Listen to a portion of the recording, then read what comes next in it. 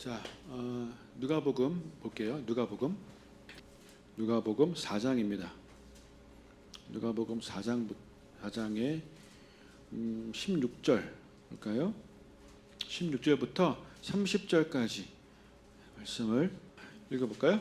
예수께서 그 자라나신 곳 나사렛에 이르사 안식일에 늘 하시던 대로 회당에 들어가사 성경을 읽으려고 서심해 선지자 이사야의 글을 들이거늘 책을 펴서 이렇게 기록된 데를 찾으시니 곧 주의 성령이 내게 임하셨으니 이는 가난한 자에게 복음을 전하게 하시려고 내게 기름을 부으시고 나를 보내사 포로된 자에게 자유를 눈먼 자에게 다시 보게 함을 전파하며 눌린 자를 자유롭게 하고 주의 은혜의 해를 전파하게 하려 하심이라 하였더라.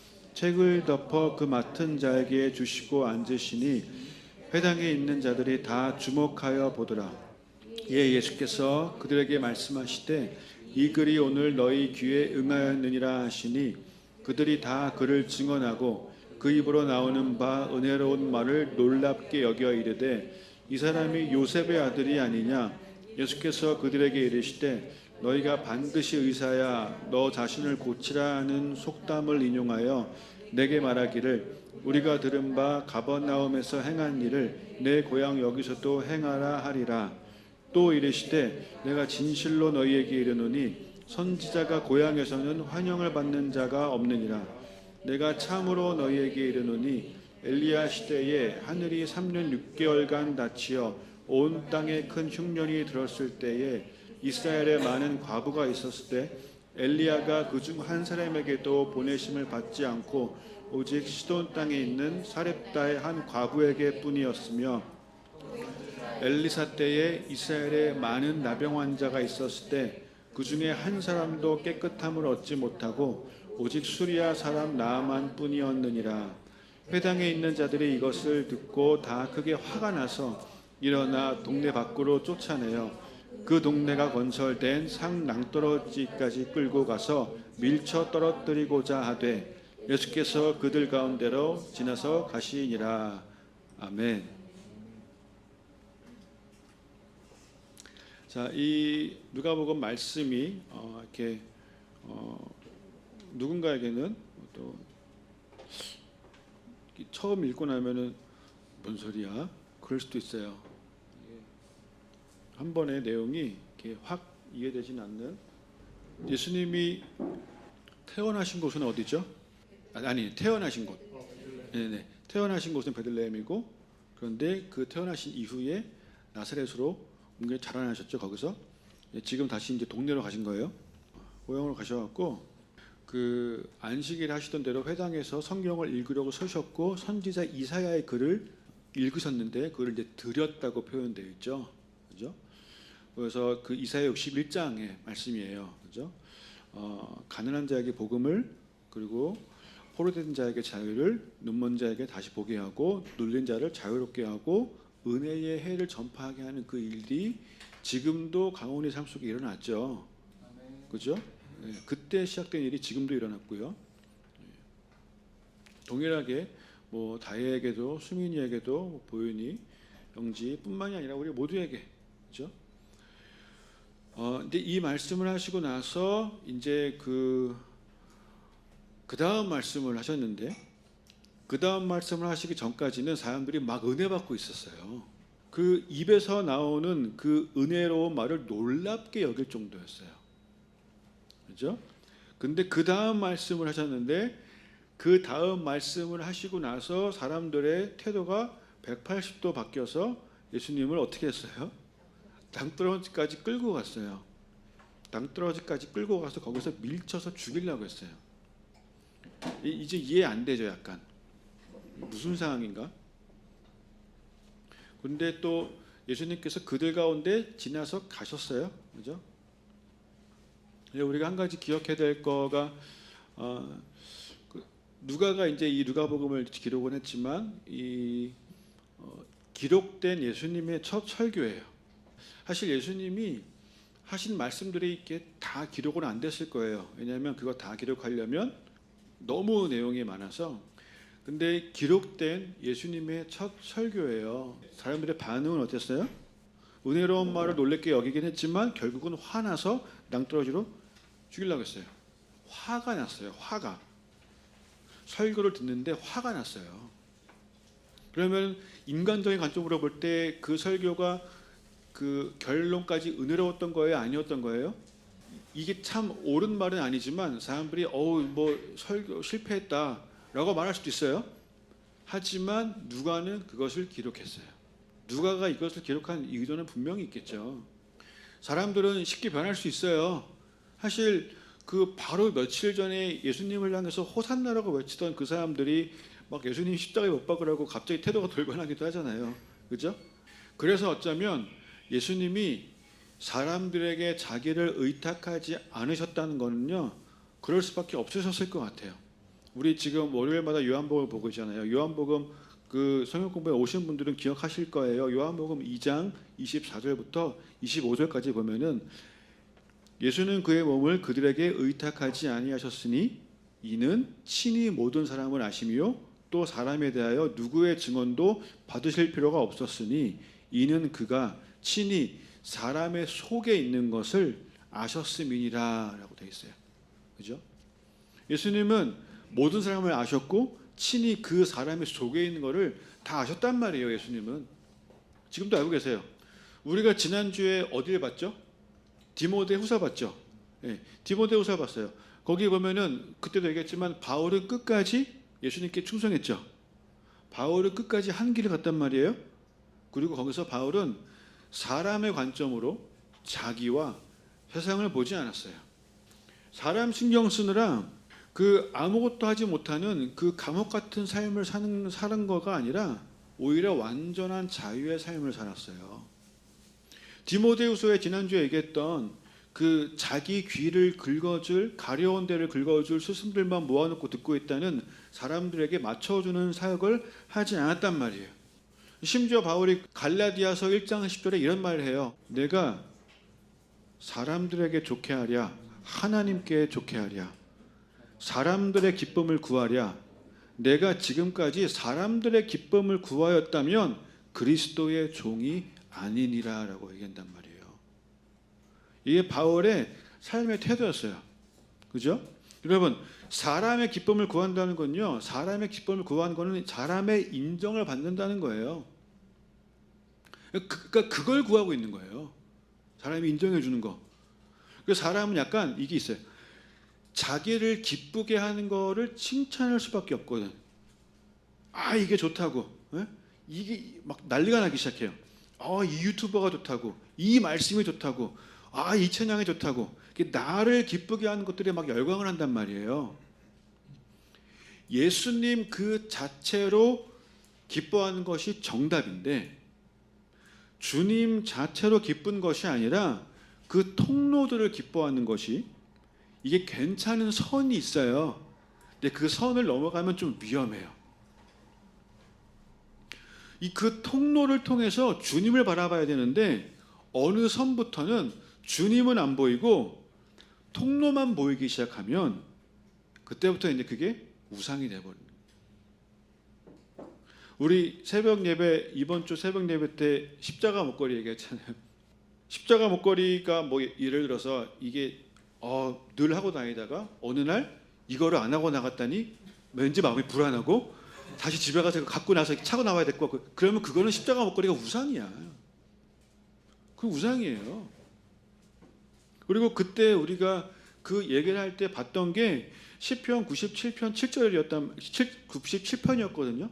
그 시편 97편 7절에 조각한 신상을 섬기며 허무한 것으로 자랑하는 자는 다 수치를 당할 것이라 라고 되어 있단 말이에요. 하나님을 자랑하는 것이 아니라 하나님이 아니라 사람이 만든 것을 가지고 자랑하면 수치를 당한다고. 하나님의 일이 아니라 사람의 일을 가지고 자랑하면, 저도 그런 기억이 솔직히 있습니다. 그러면요, 그게 나중에는 낯뜨거운 기억이 되어서 후회하는 경우가 많아요. 바울은요 끝까지 자기는 통로임을 밝혔단 말이에요. 그렇죠? 나는 물만 줬을 뿐이고 자라게 하시는 분은 하나님이시라고 철저하게. 그 같은 마음은 세례 요한도 마찬가지였어요. 그가 흥하여야 하지 나는 쇠하여야 된다라고. 통로는 통로일 뿐. 요즘 제가 어저께 밤에 잠깐 영화관 갔다 왔거든요. 영화는 못 봤지만 슬램덩크 하고 있더라고요. 슬램덩크에 나오는 그 유명한 말 있잖아요. 왼손은 거들 뿐. 왼손은 거들 뿐이에요. 예수님도 그 막 사람들이 인정하고 칭찬하는, 사람들이 막 따라올 법한 그런 방법들을 사용하셔서 사람들을 선동하는 모습으로 하나님의 나라를 이루려고 하지 않으셨어요. 모든 사람을 아셨기 때문에, 친히 그 사람의 속에 있는 것을 다 아셨기 때문에. 여러분, 예수님은 노아의 홍수를 보신 분이잖아요. 노아의 홍수 왜 일어났어요? 사람이 어렸을 때부터 그냥 생각하는 바가 다 악한 거예요. 근데 노아의 홍수 사건이 있고 나서도 하나님이 똑같은 고백하시거든요. 사람의 속에 있는 거는 그냥 다 악할 뿐이에요. 마음에. 그래서 예수님이요, 여러분, 사람들의 필요를 채워주는 게 중요한 것은 아셨지만 그것으로 결론 짓지는 않으셨고, 결국 영혼의 문제와 영생의 문제를 해결해 주려고 하셨어요. 그거는 우리가 혹은 그 이스라엘 사람들이 기다리고 바라던 것과는 조금 다른 방향이었어요. 왜냐하면 우리가 볼 수 있는 그 코앞의 일이 아니기 때문에. 그래서 예수님이 우리 그 수련회 때부터 이제 오병이어부터 시작되는 이 우리 안에 말씀 잔치가 있잖아요. 그렇죠? 예수님이 그 오병이어 사건 이후에 대규모 집회를 이어나가지 않으셨단 말이에요. 예전에 한번 제가 오병이어 설교하면서 그런 농담한 적 있죠.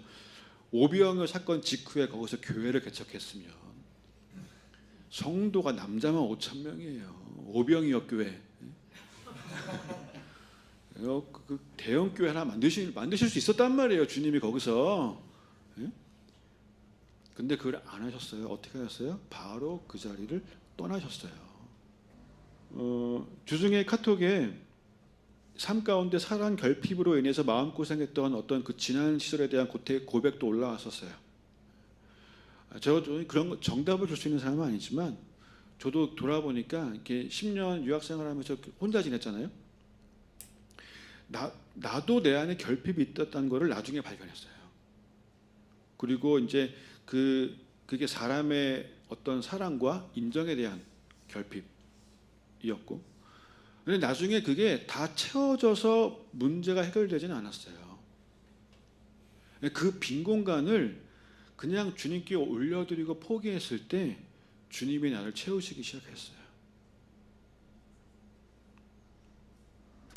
그리고 주중에 또 카톡에 마태복음 말씀에 대한 질문도 올라왔었어요. 예수님의 이방인에 대한 언급에 대한 부분이었죠. 그죠?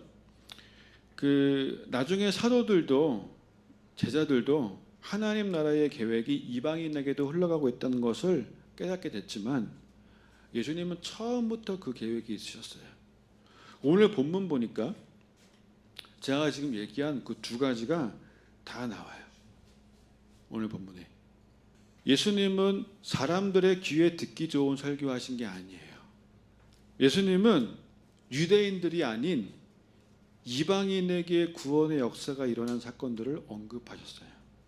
물론 이게 누가복음이기 때문에 이런 자세한 서술이 있을 수도 있어요. 여러분, 이 같은 사건에 누가가 언급한 그 사르밧 과부나 아니면 나아만 장군에 대한 얘기가 다른 데는 없어요. 누가만 이거를 기록했어요. 마태복음, 마가복음, 누가복음, 요한복음이 있는데, 그렇죠? 마태, 마가, 누가는 공관복음이고 요한복음은 제4복음서라고 우리가 보통 얘기하죠. 마태복음은 유대인들을 위해 쓰여졌어요. 이스라엘 사람들을 위해서. 그리고 마가복음은 마가가 썼는데 어려움 가운데 핍박받고 있는 그리스도인들을 위로하기 위해서 썼어요. 그리고 오늘 우리가 봤던 누가복음은 약간 이방인들과 가난하고 소외된 자들을 위해서 복음서를 썼단 말이에요. 그러니까 마태, 마가, 누가를 우리가 반복해서 읽잖아요. 그러면 이게 확 갈라지는 부분들이 분명히 있어요. 근데 그걸 또 알고 읽으면 또 더 재밌어요. 마태는 유대인들을 위해서 썼단 말이에요. 마태는 예수님의 12 제자 중에 한 명이에요. 그리고 유대인들은 되게 혈통 되게 중요하게 여기잖아요. 그래갖고 마태복음 뭘로 시작해요? 족보로 시작해요. 그리고 족보도 되게 특이하게 알아했는데 아브라함과 다윗과 예수님을 굳이 연결한단 말이에요. 14대 14대 이렇게. 근데 그 메시아가 다윗의 혈통이란 거에 대한 그 어떤 그 상황에서 다윗, 영어로는 다비드. 근데 이것도 히브리어로 봐도요. 그 히브리어 철자가 있어요. 그 철자가 그 세 가지 글자 중에 이제 디읍, 비읍, 디귿으로 볼 수 있잖아요.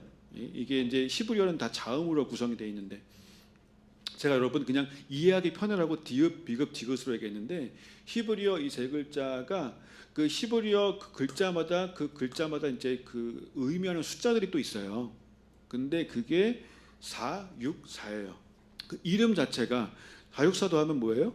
14거든, 14. 근데 굳이 이제 마태는 유대인들이 알고 있는 그 지식과 그 풍습과 그 환경과 그들이 믿고 있는 그 믿음에 예수님이 메시아라는 것을 할 수 있는 모든 걸 다 표현해서 얘기하고 있는 거예요. 14대 다윗, 아브라함, 예수님 이거가 다 들어맞지 않냐? 그분이 바로 메시아라는 걸 말하고 있어요. 그리고 그 마태복음에는 마가, 누가에는 없는 예수님이 태어나실 때 그 주변 동네의 모든 아이들이 다 죽었던 그 끔찍한 사건을 언급을 하고 있단 말이에요. 근데 그거를 굳이 마태는 언급했던 이유가 뭐냐면 그 비슷한 사건이 언제 일어났어요? 모세 때. 그러니까 지금 이스라엘이 생각하는 그 가장 위대한 선지자 모세와 예수님을 지금 연결시키고 있는 거예요. 비슷한 사건이 일어났다고. 그죠? 그리고 게다가 그 모세는 율법 받은 자예요. 율법을 받은 자인데 그래서 유대인들이 지금도 그렇게 율법을 열심히 섬기는 거, 모든 신앙의 중심이 그 율법 지키는 거 이로 살고 있는 그 유대인들에게 마태복음에만 기록된 말씀이 있어요. 그게 뭐냐면 마태복음 5장 17절 18절에 내가 율법이나 선지자를 폐하러 온 줄로 생각하지 말라. 폐하러 온 것이 아니라 완전하게 하려 함이라 라고 예수님이 말씀하셨단 말이에요. 그런 거를 마태복음은 되게 부각시키고 회파했어요. 여러분 마가복음에는 율법이라는 단어가 한 번도 나오지 않아요. 단 한 번도. 그리고 오늘 우리가 보는 이 누가복음은 예수님이 태어났을 때 예수님을 보러 간 사람들이 누구였냐면 목자들이었어요. 목자들. 누가복음은 동방박사가 나오지 않아요. 근데 마태복음은 목자들이 안 나와. 유대인들이 보기에 있던 목자 같은 사람들이 아니라 이 동방박사들이 등장하는 거를 마태는 부각시키고 싶었고 그 동방박사들이 와서 누굴 찾고 있었어요? 유대인의 왕을 찾고 있었어요. 마태만의 좀 이렇게 특별한 표현이죠, 그죠? 마태복음에는 구약의 말씀을 인용하는 게 제일 많이 나와요, 그죠? 그리고 예수님이 다윗의 자손으로서의 언급이 제일 많고. 마가 볼까요? 마가.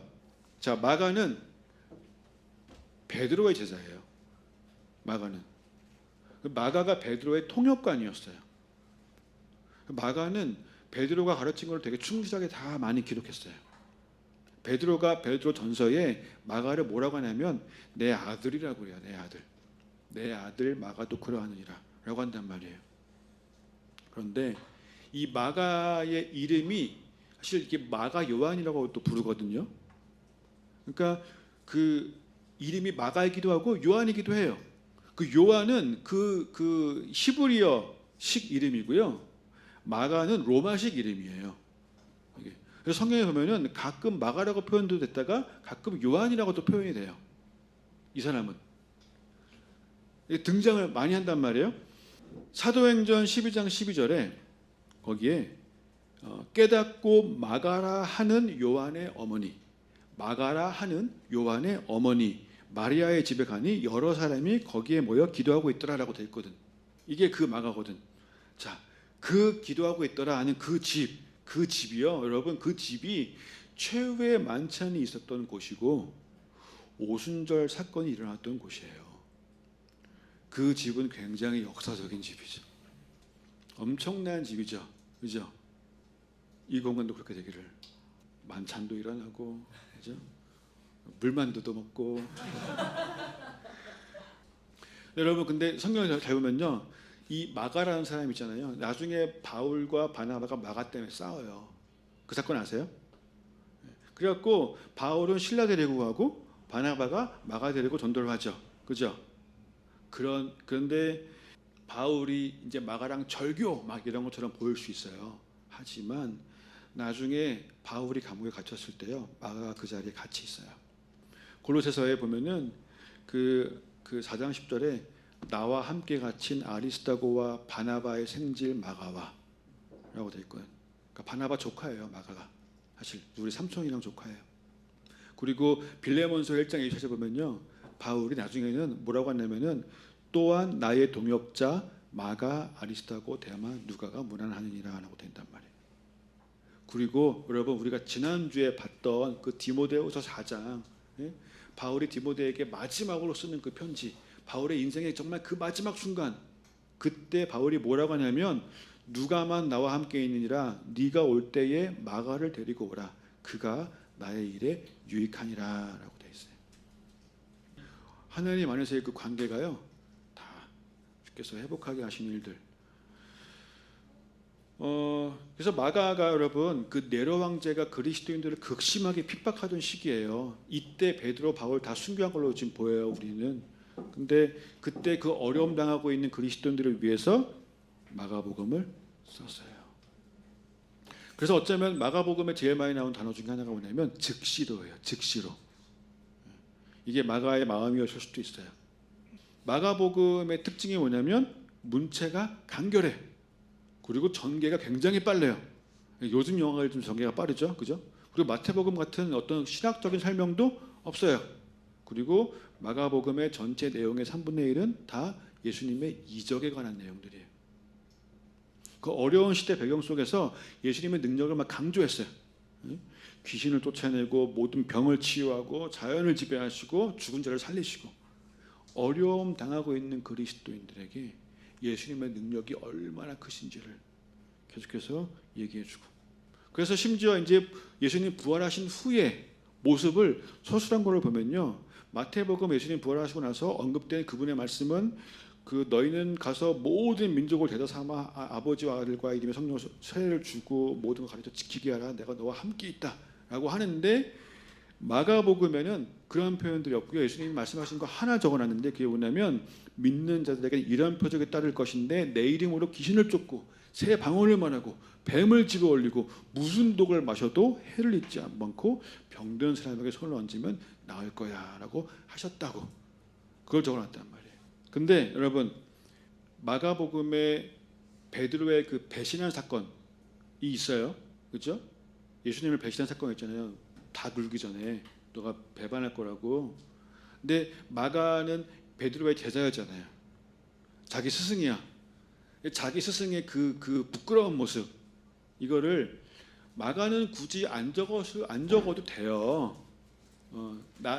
내가 좋아하는 그 스승님의 그 한 번 대실패를 하신 그 모습을 굳이 알려야 하나? 마가복음이 그거 기록 안 하고 싶으실 수도 있지만 기록한 이유가 극심하게 핍박받고 어려움 당하던 그 시기에 동일하게 자기가 살려고 예수님을 부인하는 그리스도인들이 막 생겨나기 시작했단 말이에요. 그때 마가는 베드로도 그랬다. 그런데 언제든지 회개하고 돌아오면 된다. 주님 다 알고 계신다. 괜찮아. 그냥 돌아와. 빨리 돌아와를 얘기해 주는 거예요. 자, 근데 오늘 우리가 보는 이 누가복음은 또 기도를 강조하는 복음서라고 또 얘기도 하지만 누가복음과 사도행전은 같은 저자죠. 둘 다 누가가 쓴 거고 이 수신자도 같은 사람이죠. 데오빌로라는 그런 사람. 누가의 직업이 뭐였죠? 의사. 그리고 누가는 이방인이었단 말이에요. 이방인을 위해서 기록한 복음서예요. 아까도 얘기했지만 소외되고 가난한 자들 위한 복음서. 그리고 죄인들을 향한, 우리 탕자들을 향한 복음서. 사자들이 될 탕자들을 향한 복음서. 그래서 여러분 그 누가복음에는요. 그럼 누가복음을 많이 읽으세요. 네. 누가복음에는 죄인들을 향한 은혜가 유난히 많이 기록이 되어 있단 말이에요. 죄인들을 향한, 특히 여자분들 누가복음에는요. 그 당시 문화 풍습 자체가 여자들이 좀 이렇게 소외된 부분들이 있었잖아요. 인원수 카운트하지도 않고. 근데 이 여인들을 향한 굉장히 큰 관심과 언급들이 다 있어요. 다른 복음서에는 있지도 않은 예수님을 그 이제 성전에 아기 안고 갔을 때 그 안나라는 여선지자, 여러분 선지자가 여선지자가 등장합니다. 누가복음에. 그리고 여러분 누가복음 보면요, 그 마리아의 찬가가 있어요. 마리아가 하나님을 찬양하는 그 찬가가 있단 말이에요. 다른 데 없어요. 그리고 세례 요한의 엄마인 엘리사벳도 등장을 해요. 누가복음에는. 거긴 뭐 과부, 창기, 혈루병 여인, 뭐 여인들이 많이 등장해요. 게다가 마르다 마리아 사건. 마르다 마리아 사건이 마태 마가에 없어요. 누가가 기록했단 말이에요. 그리고 여자뿐만 아니라 선한 사마리아인 사건. 마태 마가에 없어요. 누가에만 있어요. 그리고 누가복음도 누가복음 시작할 때 족보로 시작해요. 근데 그 족보 잘 보잖아요. 나중에 보세요. 그러면요, 마태복음 족보랑 완전 달라요. 이름들도 완전 달라요. 마리아의 족보예요. 예수님이 그냥 하나님의 아들이신가, 약속하셨던 그 여자의 후손인가 거의 뭐 강조했죠. 오늘 본문 보니까 누가복음 4장 아까 봤던 18절 다시 한번 읽어볼까요? 시작. 주의 성령이 내게 임하셨으니 이는 가난한 자에게 복음을 전하게 하시려고 내게 기름을 부으시고 나를 보내사 포로된 자에게 자유를, 눈먼 자에게 다시 보게 함을 전파하며 눌린 자를 자유롭게 하고. 아멘. 여러분 성령이 임하시는데 가난한 자에게 복음을, 포로된 자에게 자유를, 눈먼 자에게 다시 보게 함을, 눌린 자를 자유롭게 하고 은혜의 해를 선포하게 하려는 통로가 되기 위함이에요. 그리고 그렇게 통로로 쓰임 받을 때 통로 자체가 받는 은혜도 분명히 있어요. 그의 나라와 의를 구할 때 모든 것을 더하시는 은혜가 있단 말이에요. 그죠? 근데 오늘 우리가 이제 마태, 마가와는 다른 누가만이 가지고 있던 그 관점으로 보면서 조금만 더 보면은 여러분 이 누가복음 4장의 예수님의 설교가 사람을 위한 게 아니었잖아요. 사람을 위한 거면은 나중에 이제 그 사람으로 내가 힘을 얻을 수 있기 때문에 자꾸 사람을 위해서 뭘 하게 될 수도 있단 말이에요. 근데 사람으로 힘을 얻는 것은 반드시 한계가 있어요. 제가 이제 뭐 이렇게 뭐라고 하는 거 아니지만 제가 가끔 새벽 예배를 혼자 할 때가 있습니다. 그냥 혼자 합니다. 혼자. 아무도 없어요. 혼자 찬양하는 건 괜찮은데 혼자 설교해요. 한두 번이 아니에요.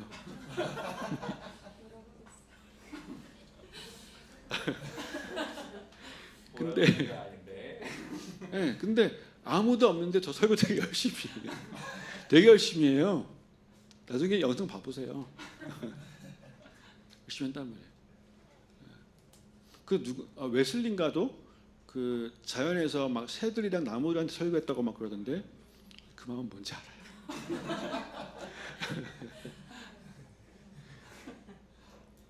근데 여러분 제가 새벽기도 혼자 할 때 힘들었을까요?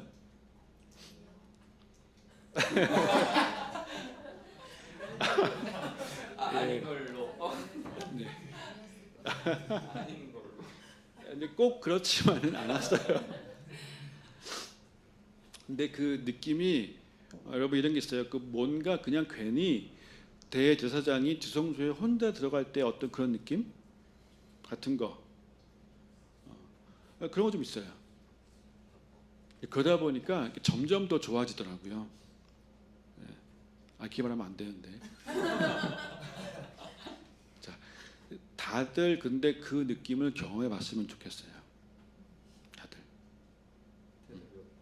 그러니까 새벽에 혼자 나와서 하는 얘기라기보다는 이렇게 주님 앞에 독대라고 하죠. 우리가 지금 이 마지막 때 키워드 그 느낌은 좀 다 경험해봤으면 좋겠어요. 왕 같은 제사장들이요. 저도 만약에 뭐 새벽 예배 때 여기에 50명이 같이 예배하고 있다, 그럼 힘이 날 수 있어요. 그걸로 인해서 힘이 날 수 있는데 눈에 보이지 않지만 정말 살아 역사하시는 그 주님 한 분으로 인해서 힘을 얻을 수 있는 게 분명한데 그 힘이 진짜거든요. 여기 사람들이 50명이 있어서 얻은 힘은요, 50명이 없을 때는요 안 나는 힘이에요. 그런데 아무도 없을 때 주님 한 분 때문에 얻은 힘은요, 그는 어느 순간에도 내가 나올 수 있는 힘이에요. 그 힘을 소유한 자가 돼야죠. 그죠? 자, 여러분, 저 기도실이 언제나 열려 있어요. 오셔서 혼자 들어가서 기도하시면, 우리 그 정의화 목사님도 예전에 제가 옛날에 저한테 교연되겠던 거 기억나요. 한번 정의화 목사님도 사모님과 단둘이서 예배당에 아무도 없고 단둘이서 하나님을 예배해야 했던 한 2년 정도인가 그러셨대요. 아무도 없는데도 그냥 동일하게 예배하신 거예요. 근데 그때 자기한테 말씀이 열렸대요. 그때. 저는 그냥 여러분 주님은 우리에게 충분히 다가와 주셨다고 생각합니다. 충분히 은혜 주셨어요. 우리 반응하고 인정했으면 좋겠어요.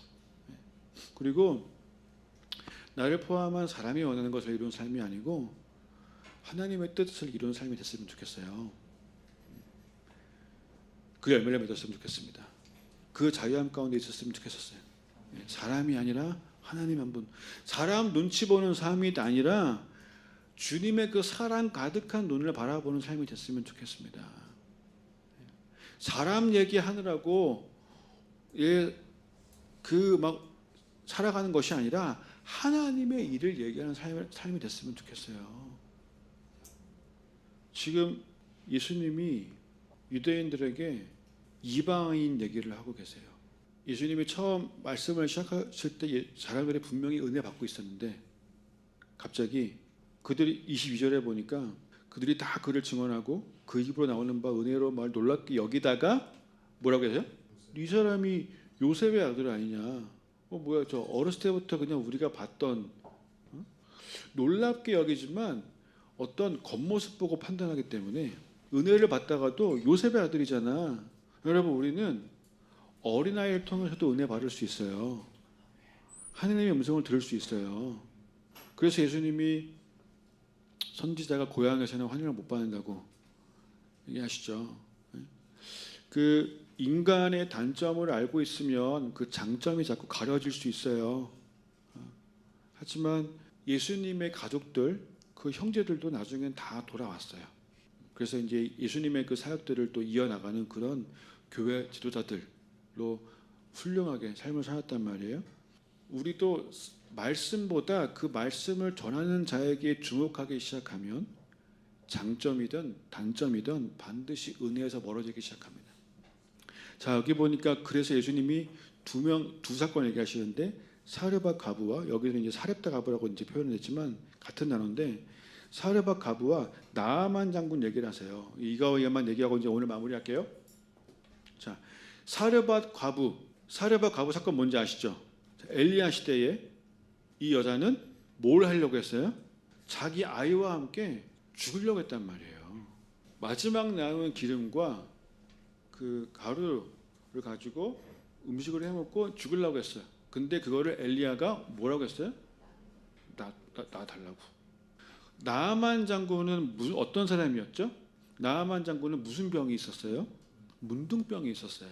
나아만 장군은 문둥병이 있었는데 그 나아만 장군이 이스라엘에 있는 어떤 선지자가 어쩌면 이 병을 고쳐줄 수도 있다는 그런 말을 듣고 이스라엘에 간단 말이에요.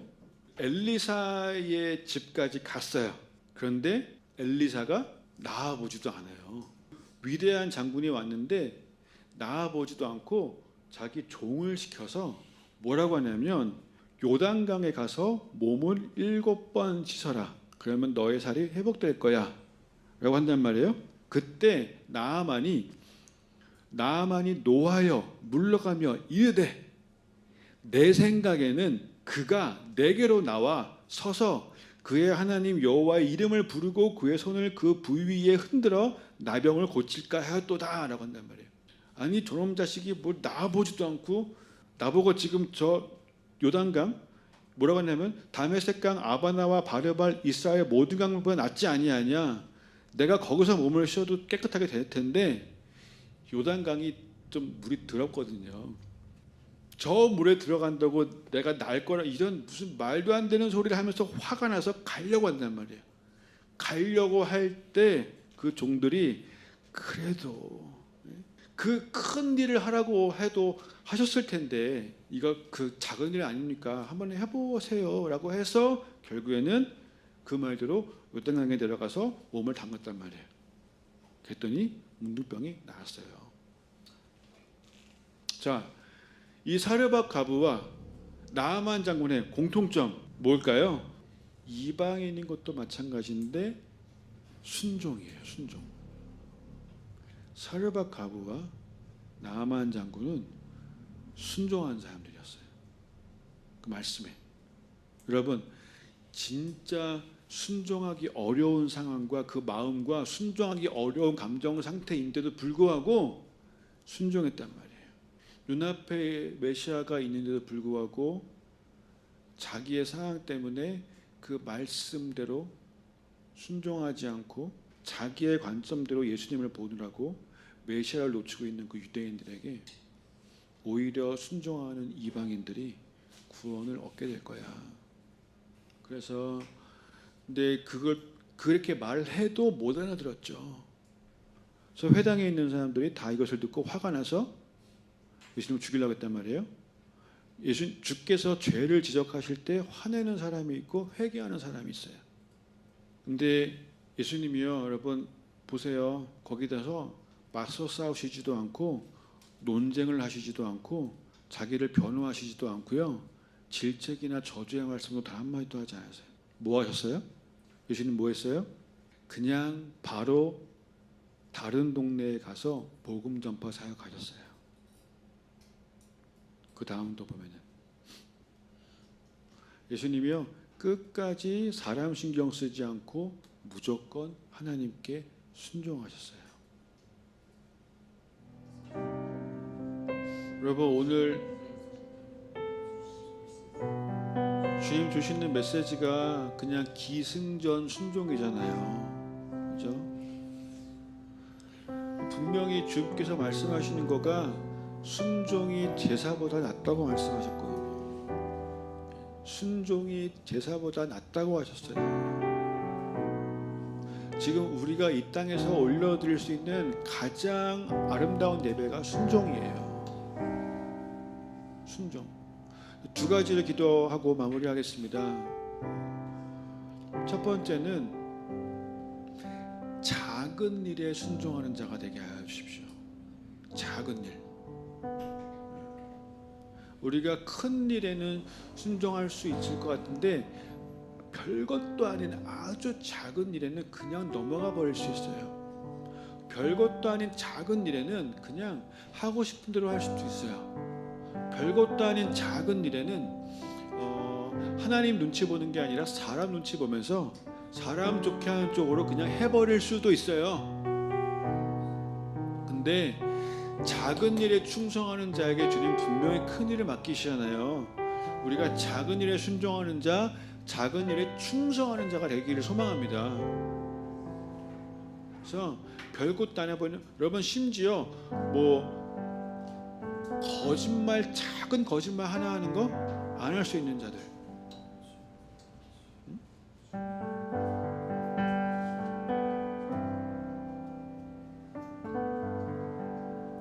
아무도 안 보고 있을 때, 혼자 있을 때, 근데 하나님 보고 계시잖아요. 그때 모든 어둠을 멈추고 주 앞에 나갈 수 있는 거. 내 입에 아무것도 아닌 것처럼 느껴질 수 있을 만한 누군가를 향한 비판, 정죄 멈출 수 있는 거. 그죠? 작은 일에 충성한 자가 되게 해달라고 기도하고, 그다음에 여러분 우리가 순종하려면요 뭐에 순종을 해야 되는지를 알아야 되잖아요. 그렇죠? 말씀이 내 안에, 여러분 지금 잘하고 계시지만 말씀이 계속해서 내 안에 매일매일, 우리 경주하기로도 했는데 말씀이 내 안에 계속해서 들려지게 하시고 알아가게 하시고 깨달아지게 하시고 채워가게 하십시오라고 우리 그 두 가지 놓고 함께 기도하고 마무리하겠습니다. 함께 기도하겠습니다.